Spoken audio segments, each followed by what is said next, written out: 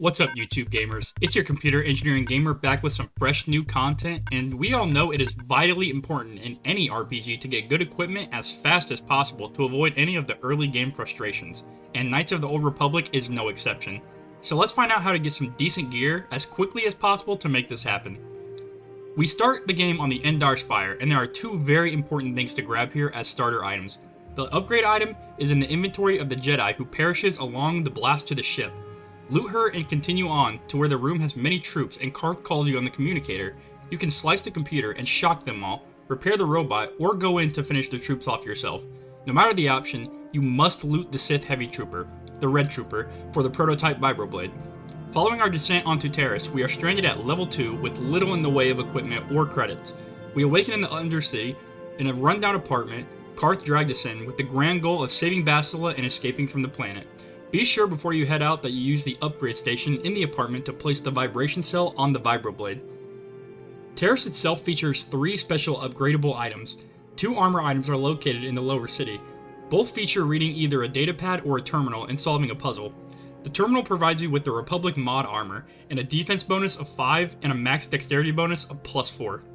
The upgrades add 1 to defense and an immunity to mind affecting. The Rancor Trio hologram puzzle rewards you with the Ichani fiber armor, with a base of 5 defense and a max dexterity bonus of +5. The armor upgrades add 2 to defense and a 20 resist to cold and fire. Also, to note, it's really funny if you do fail this, as you just get completely exploded and blown out of the room. It's really funny to watch. I think you should just save state and try it one time. The final item from Taris is Bendak's Blaster, which must be acquired by completing the duel ring and challenging Bendak to a deathmatch. Set this up with Azure in the cantina after speaking with Bendak and challenging him. This blaster has energy damage from 2 to 7, with a critical range of 20 to 20, and an attack modifier of +1, with the final upgrades having 5 to 10, with attack modifier of +3. Be warned, this item forces dark side points which shift you towards the red zone, much like the red subscribe button. If you haven't, I'd appreciate it. To fully upgrade your equipment, upgrade items can be found in the locations as follows in a rough order of when you find them. You can find an energy projector in each of the upper city apartments by assassinating Dia near your apartment and Largo in the other building.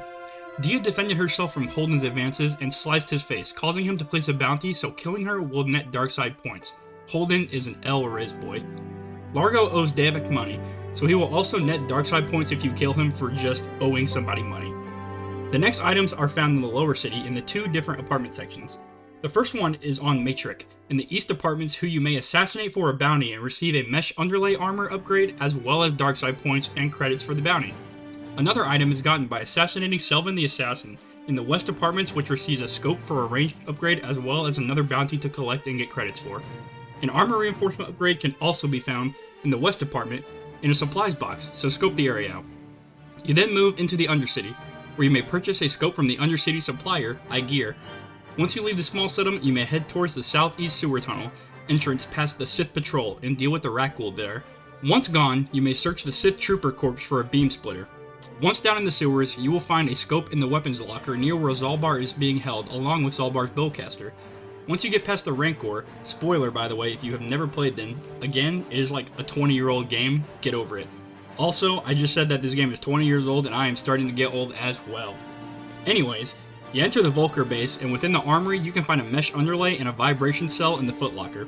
Just either use the security terminal or security skill to gain access beyond bashing it open. In the pool room there are undetectable deadly gas mines at your current level. To get it, just enter solo mode and have a character in the party die 3 times or absorb the poison, and then use antidotes and then get to the footlocker. Once opened, you can find your first hair trigger for a ranged weapon and your first Durasteel bonding alloy and fully upgrade a melee weapon. This footlocker is imperative to get. An improved energy cell can be found in the Vulkar garage with the keycard. Down here there's an upgrade bench, so if you haven't been applying upgrades, this is a good time to do so for your armor and weapons, as this leads into the room with Candon.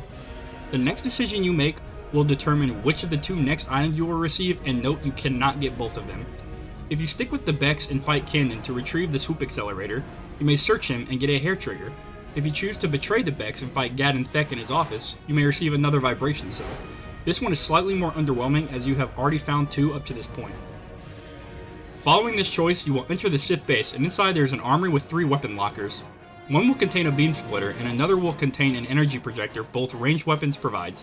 Another room just before the elevator down to the governor houses 3 troopers within a small weapons locker that contains an improved energy cell. After facing the governor, there is a locker with a durasteel bonding alloy on the right of the room. For the finale of Taris' grand escape, you must enter Davik's estate and take the Ebon Hawk. Davik's estate not only houses mercenaries, but also a locked footlocker containing a hair trigger inside of the trophy room with a mounted Rancor head. The final item is located inside a strongbox behind the Tarisian noble that you can walk past after persuasion, or fight between you and some of the mercs that come to the cell at his call.